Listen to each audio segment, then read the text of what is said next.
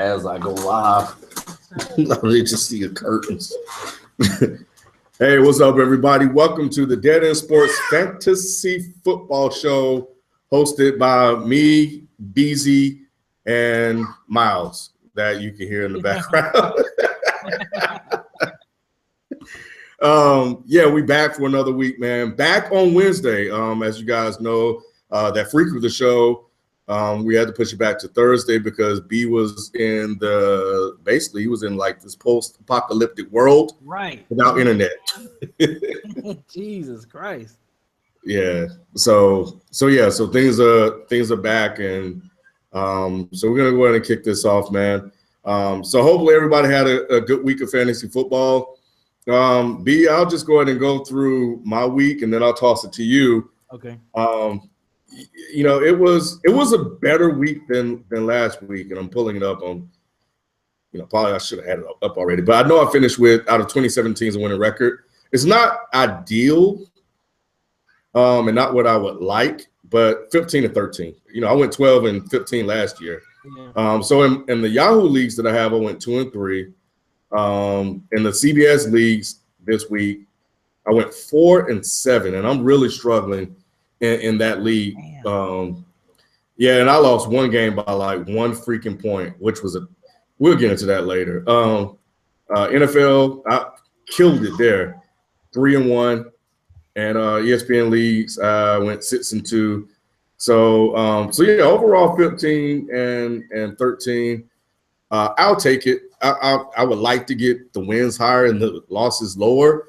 And I'm thinking that once week 5 hit, because some of these teams I have Bell and other teams I have Brady and Gronk. So hopefully we'll see some overall improvement as the season went on. But the main league, the one that really matters, I took it L, man. I lost to you.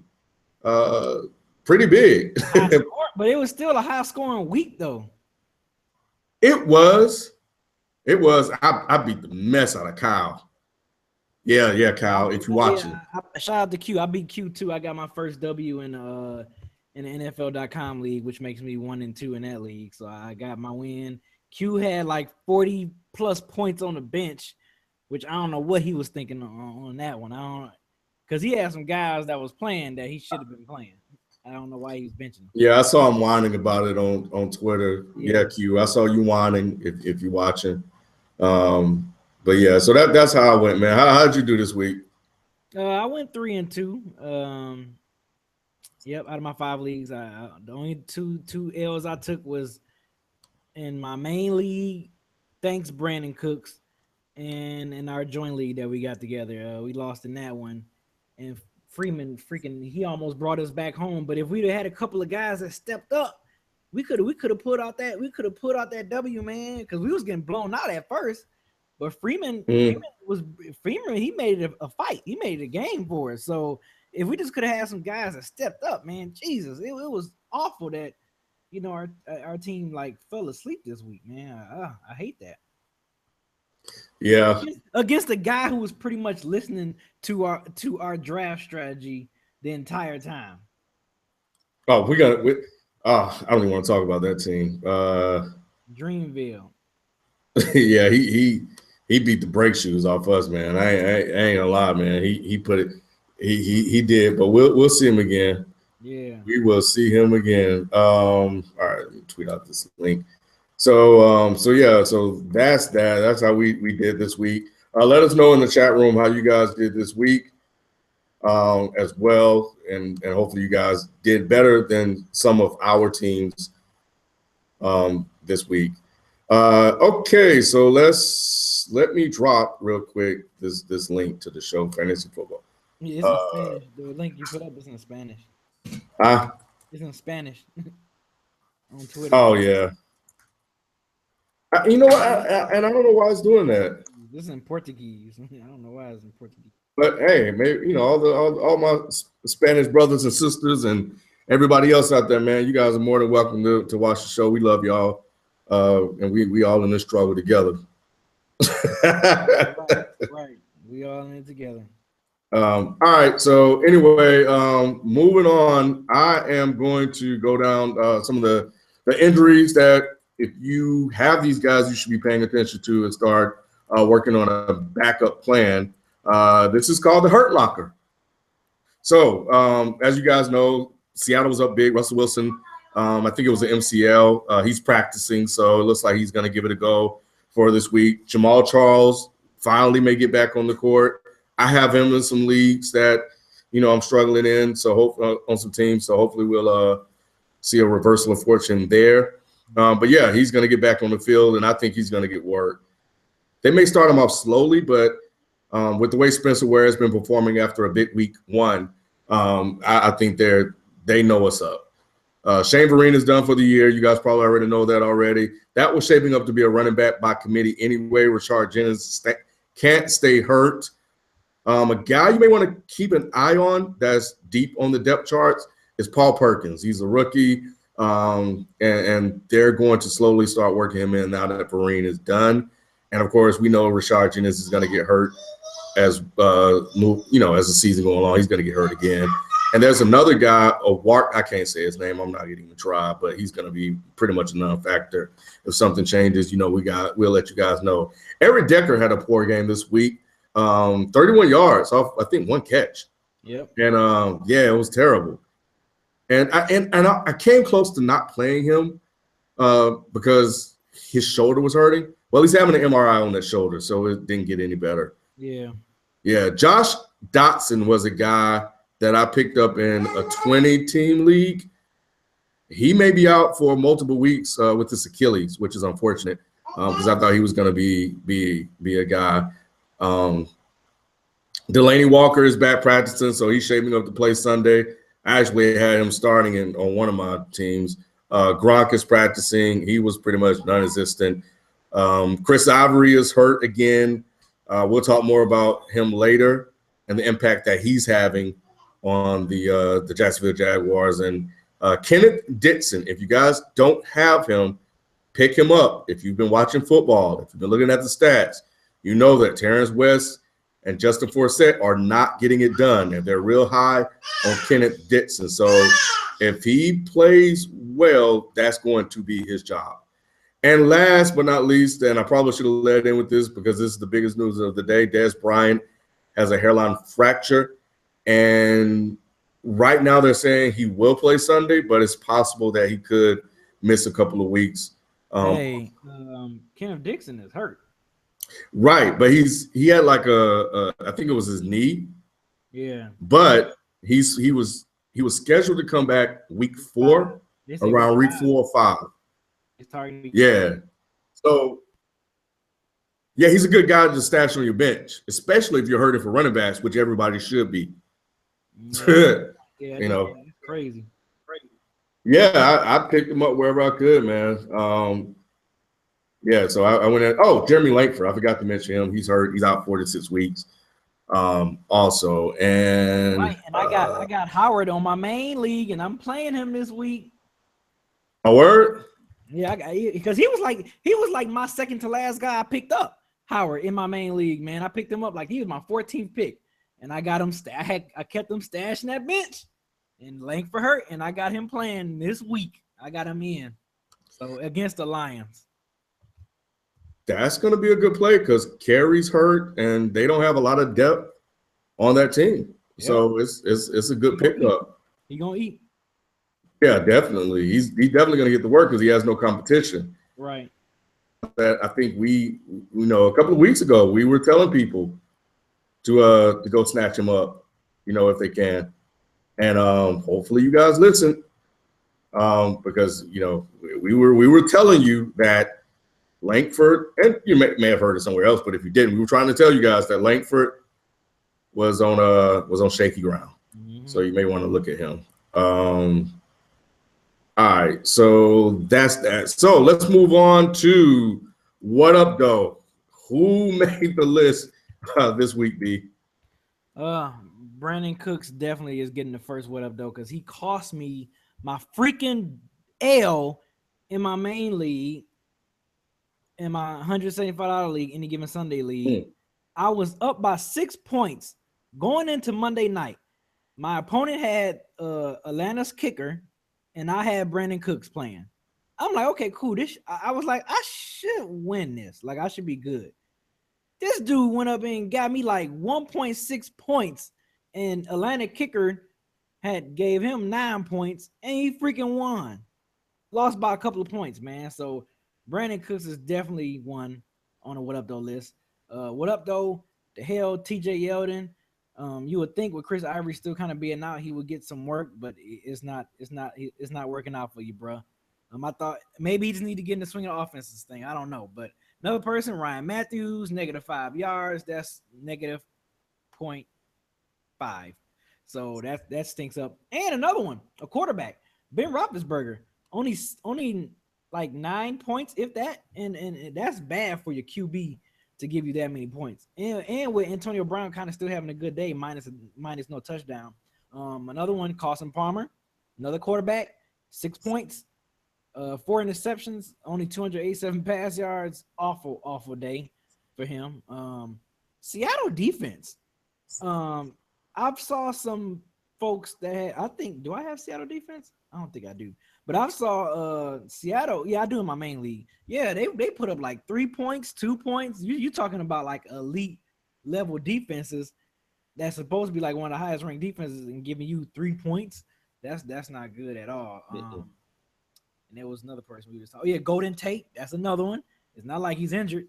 Matthew Jones seemed to be the new Megatron over there for the Lions over there. So that's another one. Another guy that had a What Up Though moment this week was Matt Forte.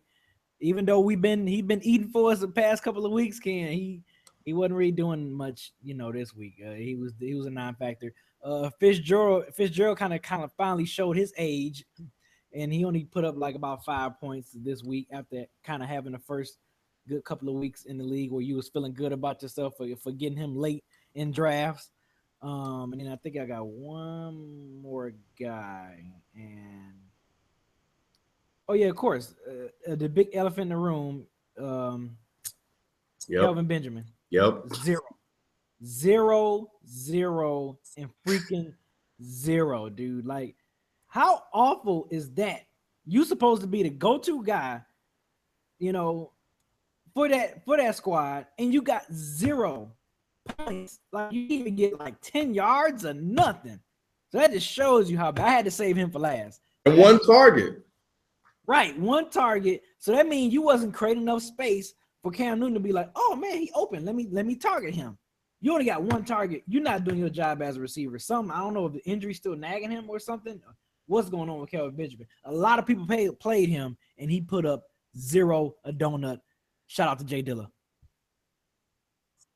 A little hip hop infused fantasy sports. Right. Yeah, man. I'll touch on Kelvin Benjamin in our main topic for tonight, but in the new segment, it was all good just a week ago, and it's something that I'm playing with. So check it out on Twitter. I'm doing it on Twitter as well, more frequently, highlighting more players. But basically, it's going to be guys that killed it the week before that came back and just put up an absolute dud. So it's going to vary. And Kelvin Benjamin, you made it, bro. Like, you're the honorary inaugural guy. Like, you're leading this thing off. You're kicking it off. And he balled out last week. And for you to go out and only get one target and 0 points, nah, man, that's not good, man. So yeah, that you can't do that. So yeah, he was on the list. And just to kind of go back a couple of more weeks, and this starts from week 2 to 3. We know what Brandon Cooks did. Week 1, balled. He was killing it. He's been a dud. It was all good just a week ago, bro. You need to get it together. Yep. And as B already alluded to, Matt Forte murdered it last week. Not only did he only have 62 yards, but he had a fumble. You're right. Fumble loss. Just terrible, man. Yeah, it was all good just a week ago. So those are members of the squad. And, I'm probably going to put this – I don't know what I'm going to do with it. But, yeah, but Kelvin Benjamin for this week is the guy that's going to kick it off. And the honorary members, since this is a new segment that we're introducing, are Brandon Cooks and Matt Forte. So we're gonna add that to the list as well. Just want to have some fun, guys. Anyway, so B, man, look, man, we kind of talk about this off air a lot. Yes. And fantasy football emotions, man. Like, for those of you that play football, play fantasy football, man, like if you have one or two teams, like every single score, everything is critical, man. And these emotions, they mess with your head. B, how have you managed your emotions this year? To kind of give you an idea, like I've been okay so far up to this point because I had so many teams, but bruh, it's coming back now. How do you deal with your emotions pre-game? Like, do they kick in pre-game, during the game, or post-game? Post-game. Yeah, post-game for me because reason why it's so much emotion is because you set your lineup, you're feeling confident. You know what I'm saying? I'm feeling really confident. Like, okay, I got this in the bag. They're going against this defense, or this guy's going against this guy. I'm feeling good about myself. So like I told you last week, I normally don't start looking at the scores until like those 4 o'clock games are kind of in that fourth quarter. Because at that point, I already kind of have an idea what my guys are doing. And sometimes, man, and it be mixed emotions. When I mean emotions, we talk about good and bad emotions. The good emotions is great because you look out, you like, woo! Like, I didn't expect to win this week. And I mean, not really expect to win, but like I ain't expect to score that much. And I put up 140, like Jesus. And then you got those teams where you be like, why am I losing to this guy? This guy sucks, and I'm losing by 30 points. And we still got a Monday Night Football game going on, and all my guys are done.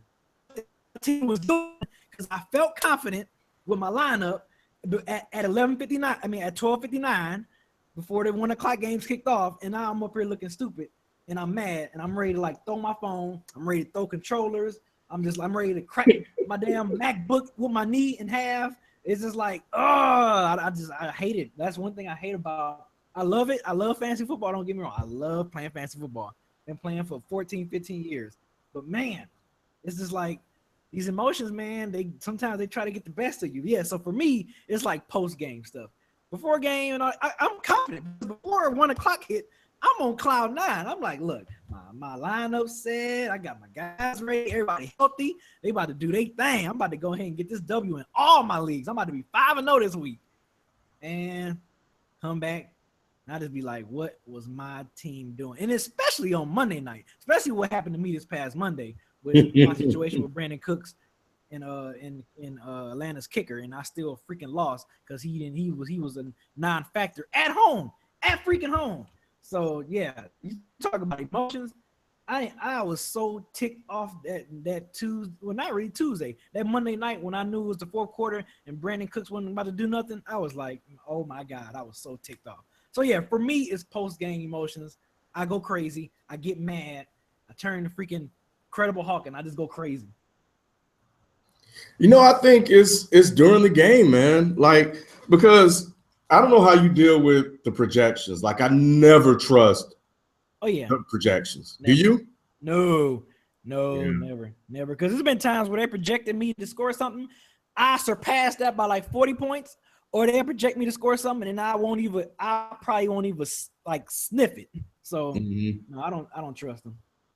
Yeah, and I hate when I'm always projected to win because I sometimes I really never win. But yeah, I hate projections and playing on different platforms this year. Everybody's projections are screwed up. Like NFL, I think have the worst projections ever. But yeah, El Shurtle, you know what? I don't play matchups. I said I was going to try that on some teams this year just to see how it goes. But much like you, I do spend time researching. But that's kind of during the beginning of the week. And then hopefully by the time Sunday comes, especially with so many teams, I can't spend all the time researching everybody. Plus I have players that overlap. So I just set my roster and I just deal with what's left. But because of that, for the first couple of weeks, I've been good. But this Sunday, they came back because you're sitting guys, and we're starting to get a feel for who's going to do what now. Yep. And I'm like, man, I should have played him. Oh, man, I should have played him. Oh, man, I can't believe. So I'm sitting there just going through like the decisions I've made for my rosters. And like Carlos Hyde, I sat Carlos Hyde in all of my teams because he played Seattle.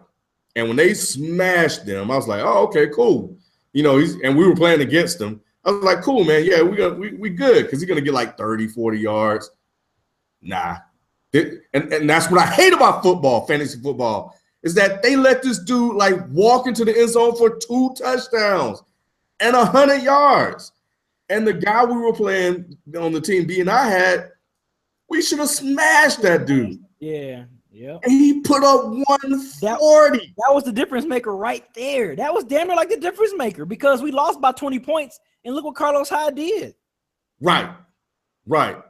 So that's the BS that gets on my damn nerves because, we had guys that like Tevin Coleman got off, Fleener got off, Matt Forte stuck up the joint, Derek Carr stuck up the joint, and Amari Cooper didn't do anything either. So we're like, man, if we could have gotten like 20 spread out among them, like maybe 2 more touchdowns and maybe a couple of 100 yards, we probably would have won. But nah, it's not meant to be. So those are the things that get on my nerves. And this week when I was playing you, I'm like, man, yeah, we eating. I'm like, Rodgers to Nelson, Rodgers 4 touchdown. That was scary. Yeah, then in the second half, he threw three pass attempts. I'm like, you guys kidding me? And then all I'm seeing is LaShawn McCoy scores a rushing touchdown. And because McCoy scored, Tyrod Taylor didn't score in the DES Fantasy Football League. And I needed that point. I needed those points because I was playing a guy who had Carson Palmer who struggled. I ended up winning, but that's not the point. The point is you got those 2 touchdowns, but I needed them.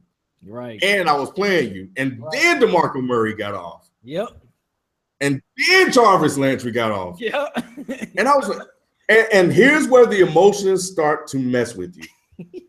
Only me because remember I mentioned benching guys. And if you watched the show last week, I sat here on the show and said, I am not playing Blunt because they're going to bottle him up because Brissett is playing and he went for 102. 2 touchdowns. 22 points. I was like, woo! On my beat.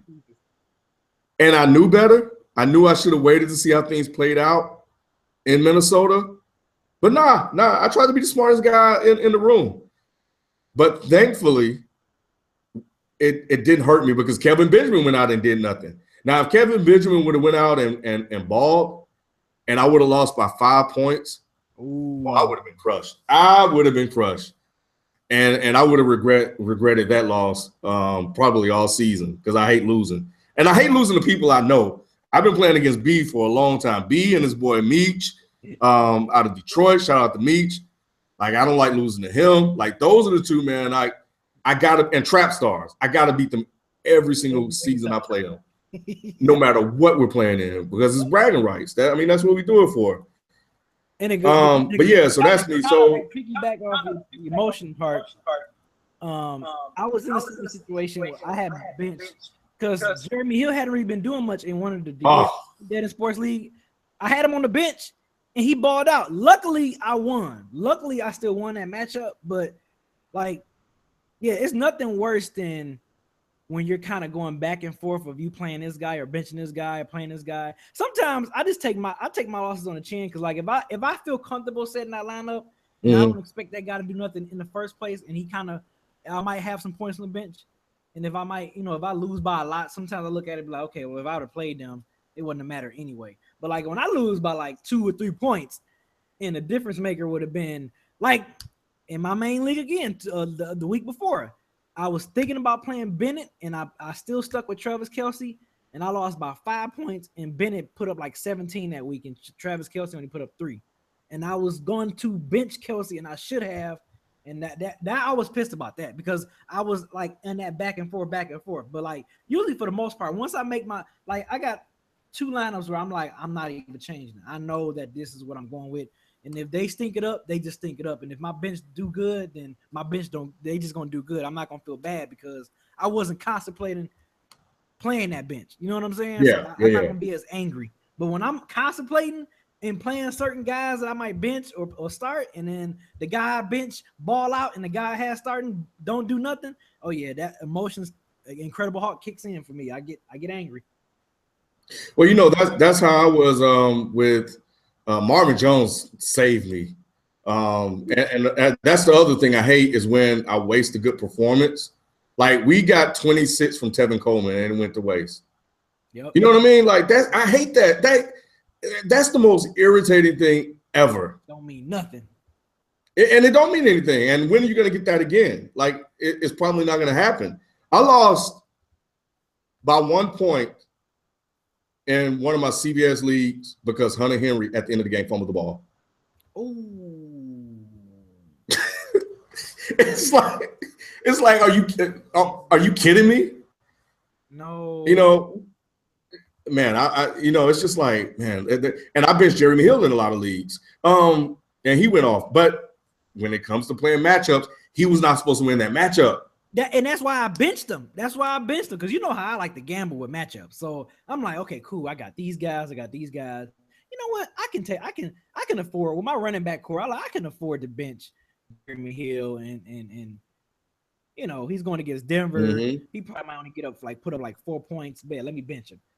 Man, I'm like, dang. Like I said, my saving grace. Luckily, I'm not too pissed because I still won. But man, I was like, come on, Jeremy. Now watch, he's going against a weaker defense. And then I'm gonna play him, and he's gonna give me like 5 points or something like that. Like that's the emotions of fantasy football, man. Yeah, I hate losing like that, especially when I can identify the reason why I lost.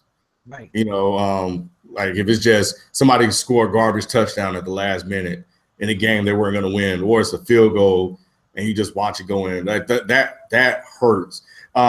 Here's what I do. Like I don't know about you, but like prior to this season, I never looked at the scores until Tuesday. When do you look at the scores to see how your matchups are doing? Yeah, before the Sunday night game, right before the Sunday night game. I can't do it, man. Yeah, because at that point, especially going against someone who has a guy, or if I got someone going Monday night, before that Sunday night game. Like I said, right when those 4 o'clock games about to be over, so like around 7:30-ish, 7:45. Yeah, I look at the scores. I see. Because then at that point, I'm like, okay, cool. Well, I got, this such and such playing on this night. Or, I'm up by 20, but he still got, such and such playing on Monday night. Or he still got somebody playing tonight on the 8:30 game, Sunday night game. So, yeah, at that point, that's when I'm looking. I'm looking at scores by 7:30, 7:45. I think part of the reason why I've never done that is because I don't want to watch Sunday night football game or Monday night, like waiting for the guy to give me what I need, because it sometimes don't happen. Mm-hmm. And I don't want to be tied emotionally. Again, these emotions. I don't want to be tied emotionally to that game, because that's all I'm going to be thinking about. Oh, man, God. Oh, you dropped the touchdown. You know what I mean? Yep. But like this year, like I said, because I had so many teams, I've tried to do it a little bit differently. Because I get the notification now and all that stuff. So it kind of helps because I kind of know what's going to happen. So if I know I lost, I don't have to fret over that team anymore. They'll be like, all right, well, I lost that one. Let's move on to the next one. But man, like I'll just rather like and I also like the surprise of waking up and seeing that I won. Like when I played Meech in the fantasy basketball championship, man, I didn't look at the score until the last day, until it was over. I just couldn't do it, man. I stress out.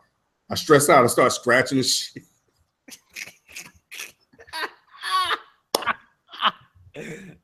Oh my God. That's oh man. Anyway, man. But yeah, man. If you guys are watching this post live, let us know like how do you deal with these emotions, man? Like El Sherdu, and I know I'm screwing that all the way up. He said he's a fiend for fantasy football. So he's tripping that I normally don't look until Tuesday. I just like to know, did I win and what I need to do to get another win or what I need to do to win, you know, if I lost. Yeah. But yeah, man, like they came back. They came back this week, and that's why I wanted to kind of talk about it, because it's about to get real. It's about to get real. Yes, it is. All right. So we have 2 more things we want to cover. Introducing a new segment this year, which is kind of like Waiver Wire, but we're just going to identify like some players that have balled out that people maybe run into the waiver wire to get. One of the things that we talked about in one of our pregame shows and on the show previously is that, you know, people run to the waiver wire, man. They be trying to pick up everybody instead of saving their waiver positions for when they absolutely need them. So with the number of running backs that I heard a lot of people had to make roster moves. But if you got a guy that's not hurt, you probably want to think about, you know, saving that spot in case you need to go out and get a guy in case he gets hurt. Nevertheless, this is called right now you buying. I may change it. So Terrell Pryor, as you know, got off this week. 144 yards receiving. He played Wildcat. He threw the ball. He scored a touchdown. He was a sleeper for some people coming into the season. With Josh Gordon on the way back with the problems at quarterback, are you buying Terrell Pryor?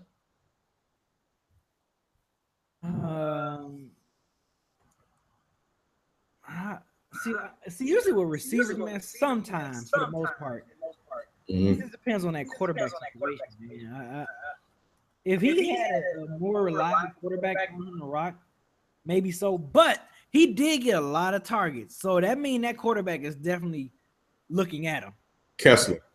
Yeah, he's definitely targeting big Terrell Pryor.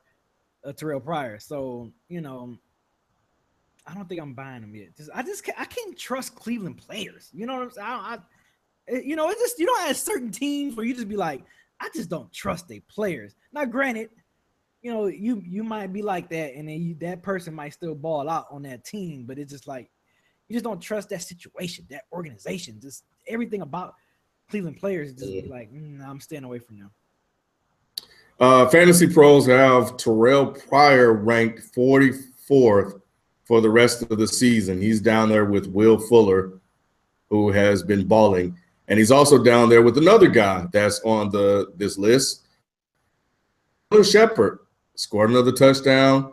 A lot of hype coming into the season as a guy that can help Odell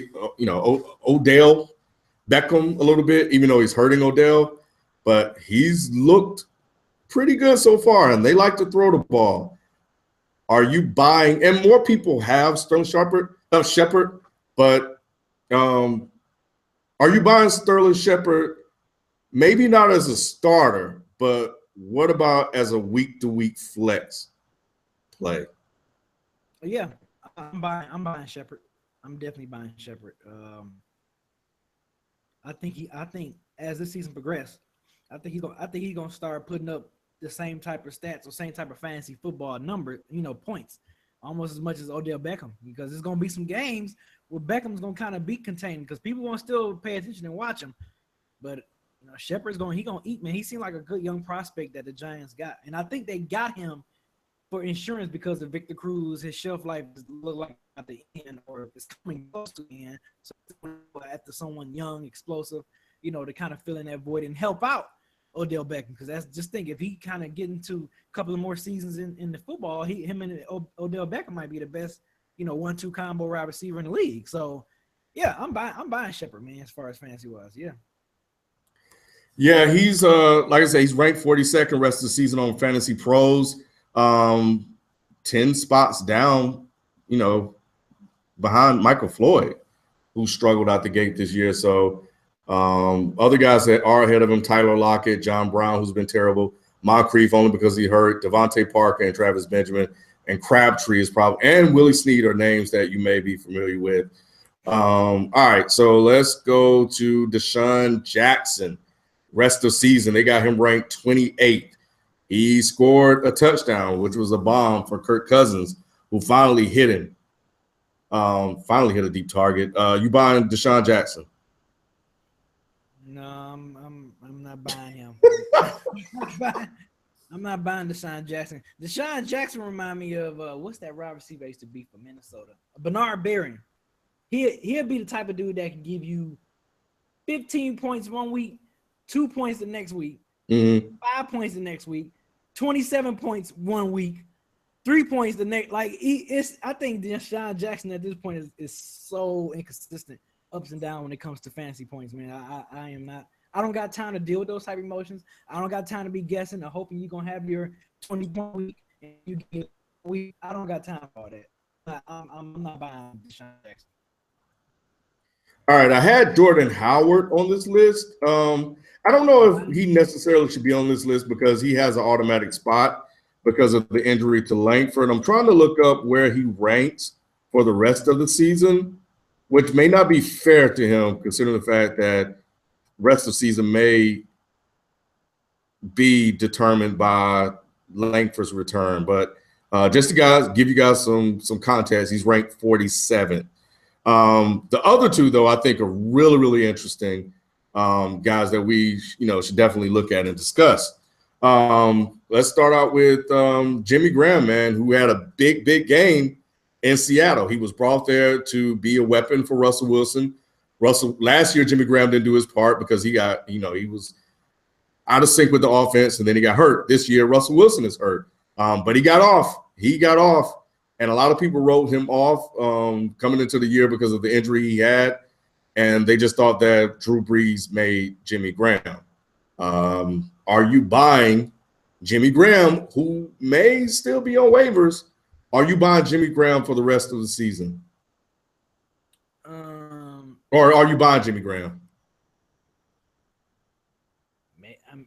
Not to be my every week starter, no. If I can just get him just to have him, I might stash him. But yeah, I got to be in desperate need of a tight end at this point, like injury wise or something like that, for me to buy him. But normally in my position in all my teams, I'm not buying him. I'm not gonna be like, oh man, let me sneak and get him. No, I have to be like in a, oh man, the no-win situation. I'm down. I'm out of tight ends. Oh, there go Jimmy Graham out there in the waiver wire. Let me pick him up. I somebody to fill in. So better than try that than to go with zero. So, but no, I'm not buying Jimmy Graham. Okay, so let's dive into this just a little bit more. Kobe Fleener is ranked 6. He just got off. That was good to see. Past it, after that, we got Gary Barnidge, Tyler Eifert, Julius Thomas, Zach Ertz, and then Jimmy Graham's. Out of those tight ends, which one would you like to? Let's take Eifert out because we know what he can do when he's healthy. Let's just talk about Barnidge, Julius Thomas, Zach Ertz, and Jimmy Graham. Which one would you prefer?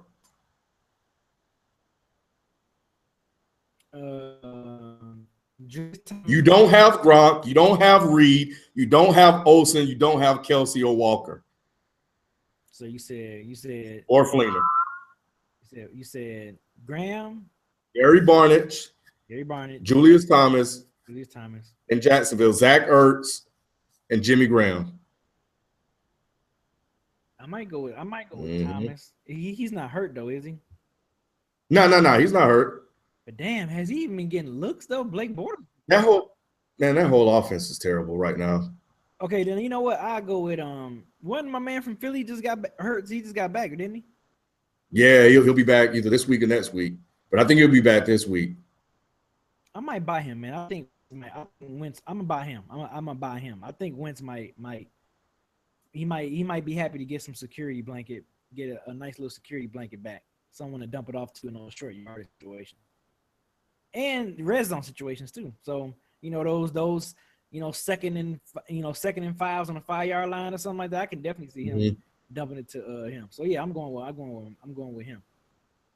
Here's a guy I don't see on this list for the rest of the season. I'm kind of surprised. Cameron Brate, with Austin Seferian-Jenkins out of Tampa Bay, had a really good game. And we know Winston loves throwing to his tight ends. Yep. I think he had 2 touchdowns. Are you buying Cameron Brate? Yeah, I'm definitely buying him. Just like I was about to say the same exact reason. Winston love going to the tight ends, and if Winston love you and you making plays, guess what? Jameis Winston gonna keep going to you. So and he goes to Mike Evans too. But yeah, he definitely love them tight ends. So yeah, I'm definitely buying. I'm buying him. I'm buying it. Yeah, so I'll give you guys Terrell Pryor. I'm waiting on Terrell Pryor. Sterling Shepard, I have him in some leagues. If I could get him, I would pick him up. You definitely should pick him up. Definitely a good bye week play if you have good receivers. And definitely somebody to have on your bench in case one of your guys get hurt. Deshaun Jackson, I'm with B. Nah, y'all can have him. Jordan Howard, definitely I'll pick him up. But that's an injury type situation, so I may have to pick him up. But if I don't have him, I'll just pick him up. Nobody else to get him. As for me though, I'm definitely gonna buy Cameron Brate, but I'm buying Jimmy Graham too. I think he's coming back, man, and it's a wait and see. But I'll stash him just in case, because we know what he can do. The history is there. And out of all of the other guys that are ranked above him, Gary Barnidge, no. Maybe Zach Ertz. I'm with B on Zach Ertz with the way Wentz is playing. I like to have Ertz in that offense as well. So, but if Ertz is not there, man, and I had to choose between Gary Barnidge and Gary Barnidge, Julius Thomas, and Jimmy Graham, I'll give me Jimmy. Give me Jimmy. I think I'll like his upside a little bit better. All right. So we have like 12 minutes left. We're gonna go through panic. Don't panic. All right. So Latavius Murray, again, man, he had a touchdown that's saving his day, but he only got like 10 carries. B, is it time to panic, or are we still not panicking on Latavius Murray? Oh man, I think it might be time to panic because Washington is starting to get more. He's starting to get more burn. He's starting to get more touches. That's another guy I got stashed away on my squad too. Is Washington, man, and they was high on him during training camp. So I think I might start to panic on Murray. I'm panicking on him. Yeah, I have him on some teams, man, and I'm worried. I didn't play him against you this week. That's where I'm at with it. Yep. I was mad he got the touchdown, but that's all he got. That's all he got. That's all he got. Randall Cobb, I think he had like 33 yards. Panic or don't panic on Randall Cobb. Oh man, I don't want to panic on him just because you got Aaron Rodgers, but dude, you doing something wrong for you not to create that space. You got Joy Nelson back. So you should be able to eat. You should be able to kind of eat, dude. I don't know, man. I might have to panic, man. I might have to push the panic on him because you know what, too? He didn't really step up last year when Joy Nelson went out. Remember how everybody was like, man, Cobb gonna definitely eat. Nah, Joy Nelson out, Cobb gonna be that dude. And Devontae Adams took over. So, but yeah, I think I might have to panic on Cobb, man. I might have to panic on him. That panic button. All right. AJ Green had another subpar week, man. We panicking on AJ Green yet? No, we not. He's too elite. He's too elite to be panicking on. All right. Kind of early in the season. If we'll see. Don't be on this list next week, AJ. You panicking? Oh, you's not yet. You're gonna play him. You know what I'm saying? Like you drafted him first and second round. You're playing AJ Green. You can't panic. Yeah. But you invested a first round pick in AJ Green. You don't want round 5 or 6 production from AJ Green. Exactly. So, we'll see. But he's on watch. I think everybody should have panicked on Golden Tate by now. I don't know what's going on there, man. But yeah, he the struggle is real. Julius Thomas did nothing. He scored a touchdown in week 1, I believe, but he's been pretty mediocre, if that, since then.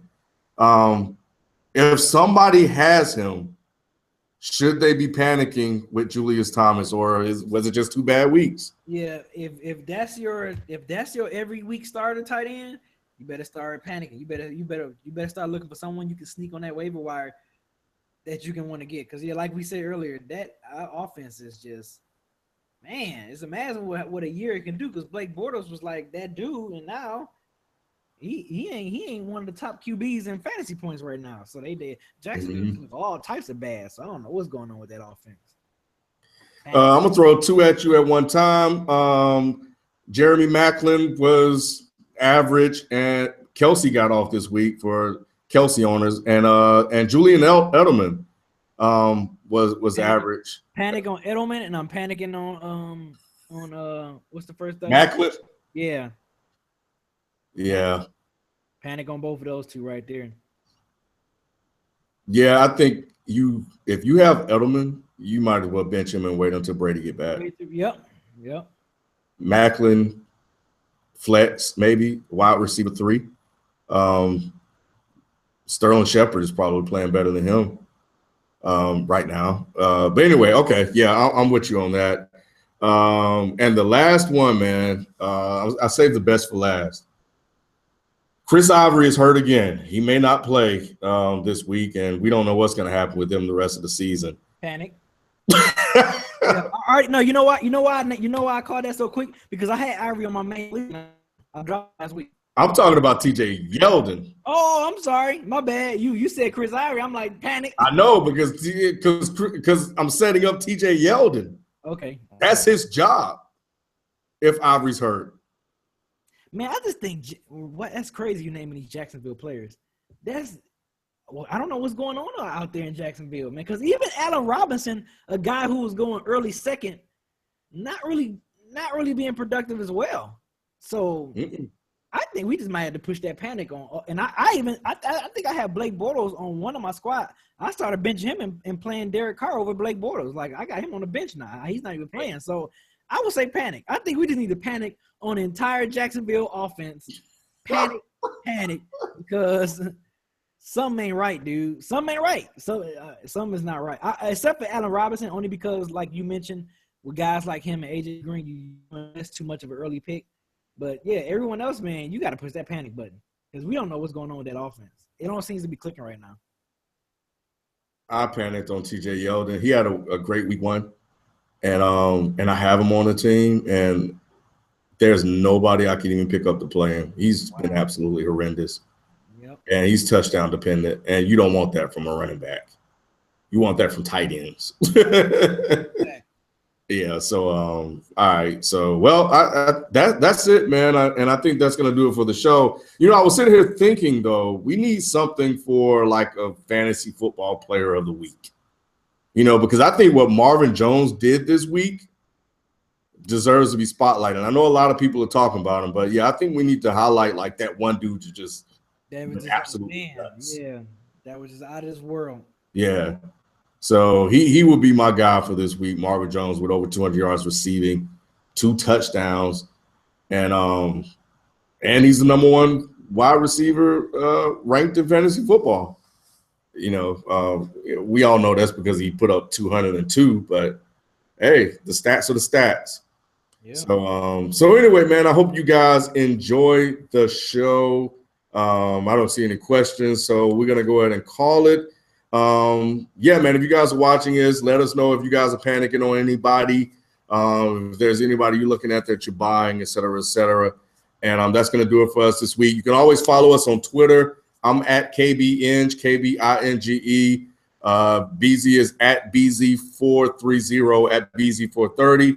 And then, of course, you can follow Dead End Sports at Dead End Sports on Twitter and all the socials. So until next week, we out. Peace. Peace.